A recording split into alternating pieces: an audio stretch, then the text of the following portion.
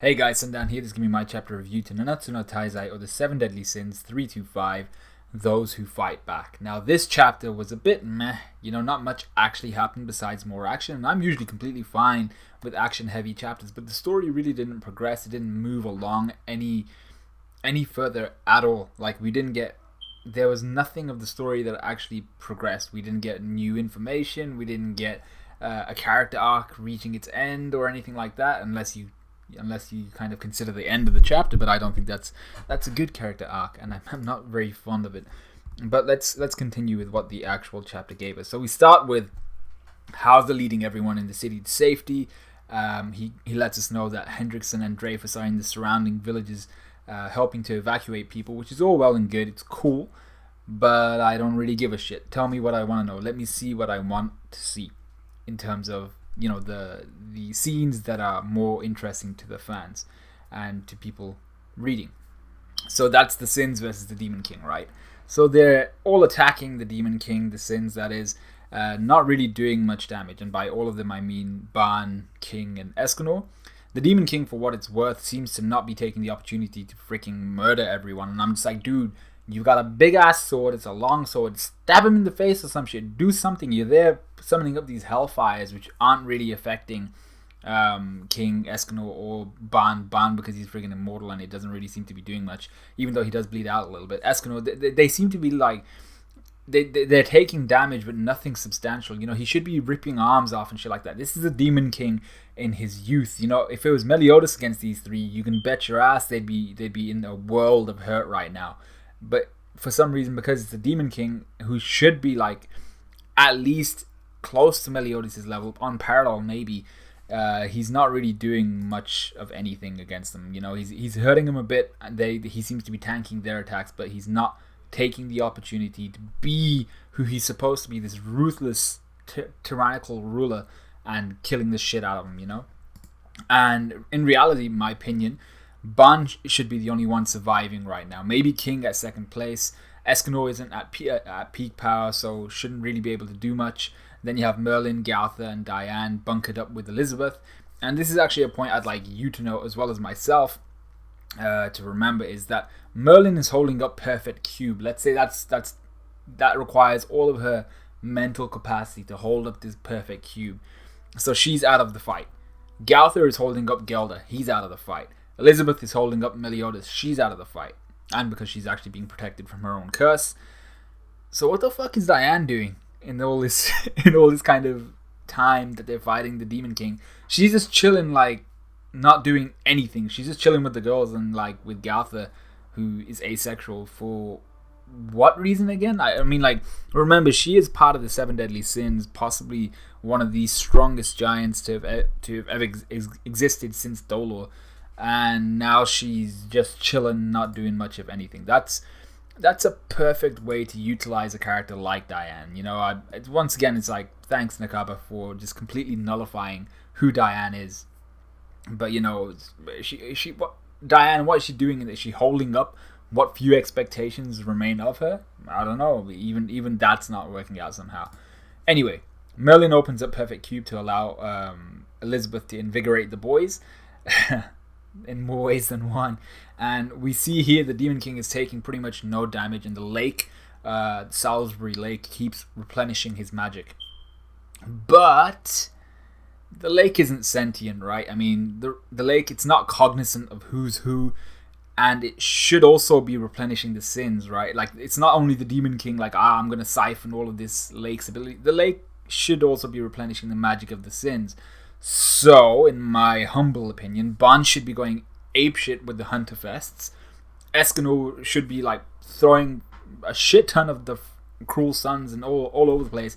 And King should be nuking the joint with Chastity of Fall Form 4, Post Malone, and Sway Lee. Anyhow, Elizabeth and her box buddies get caught up sightseeing when Elizabeth's curse suddenly activates. And this is while Perfect Cube is down. And then a water spout pops up out of nowhere, launches her into the air, and lightning flies downwards towards Elizabeth, getting ready to just like absolutely murderize her. The Queen of Asspools, Merlin, had nothing at the ready for this, and neither did the Queen of Uselessness, Diane, so that kind of goes hand in hand, really.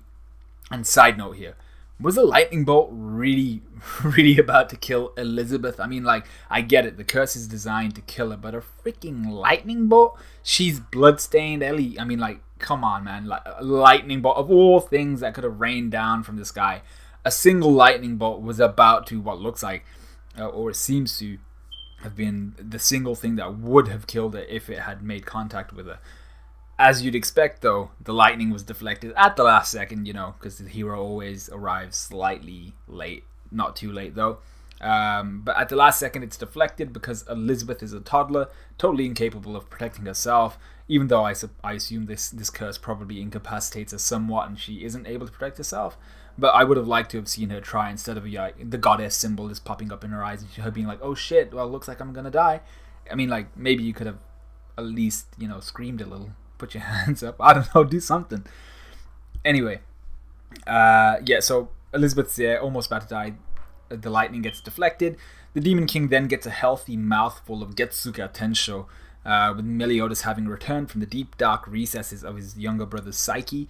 Everyone strikes a cool pose, especially King, Escanor, and Ban, now that Meliodas is back, saying they can finally get serious. And in all seriousness, I don't think they can still get serious, even though it looks like they were pretty serious trying to fight the Demon King there.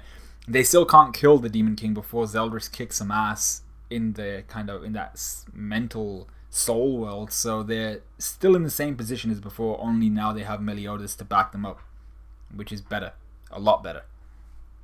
Elizabeth then tells Merlin she'll take care of Gelda, which, this was really weird, gets Diane fired up. She speaks about how lame she is, how lame she's been, and how cool Elizabeth is. And I was like, I don't know, man. I mean, like, if there was anything that was ever gonna get Diane fired up or gonna get me fired up, I don't feel like this was it. There was literally nothing to get fired up about. And Diane sees Elizabeth helping out Gelda because someone needs to freaking hold up Gelda, and she's like, you know what? This is the thing that's gonna get me going. I gotta do something right now. So Diane starts dancing the dance of Dolor, cool, which will increase her power level. I'm like, alright, cool, let's get something from Diane. King protects her from the Demon King while she busts some moves until she yells at the end and unleashes a technique called Mother Creation.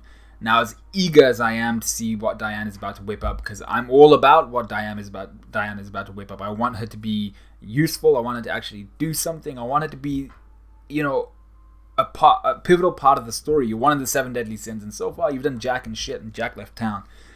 But I'm also afraid that she'll actually damage the Demon King, which she has no right and no capacity to be able to do that. If she actually harms the Demon King, I would be disappointed in Nakaba more than I already am. But if she doesn't harm him, it would just further cement how useless Diane has been. So really, it's a lose-lose situation for Diane, unfortunately. And that's how the chapter ends, with a week break, which is unusual for Nakaba. Well, it says we'll be on break till next issue, whenever that is. So that's the end of the chapter. That's the end of this review. Let me know what you guys thought of the chapter. Like I said, I thought it was a decent chapter, and I've condensed it quite well. But it just wasn't very good. Well, I said it was a decent chapter, so I don't think it was a very good chapter. Nothing really progressed. The action was okay, but there are little bits and pieces that I had gripes with that just kind of made the whole chapter less than it could have been. And Diane at the end, I was just like, well, I don't know how this is gonna go. So let me know what you guys thought of this chapter. Let me know what you guys thought of this review. Like, comment, subscribe, all of that good stuff, and I'll see you guys in a bit.